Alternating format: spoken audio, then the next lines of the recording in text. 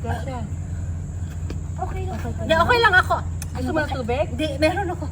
Okay lang ako. Ito kasi, naalala ko ng nanay ko, kaya medyo dug-dug-dug-dug. Kumain nga kayo dyan. Ay, oo nga. Ito para sa'yo. Para po sa... Sa'yo yan! Nalimutan ko.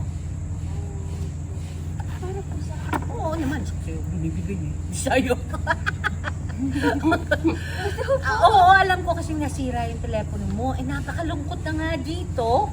Tapos, mas lulungkot pa kapag hindi mo nakakausap ang mga kapatid mo.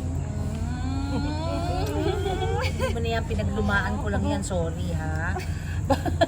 Pinaglumaan pero okay pa rin yan. Pero pangako mo sa akin, sa mga kapatid mo lang gagamitin yan ha. At sabi mo sa tatay mo hanggat hindi siya tumutupad sa pangako niya, walang call-call.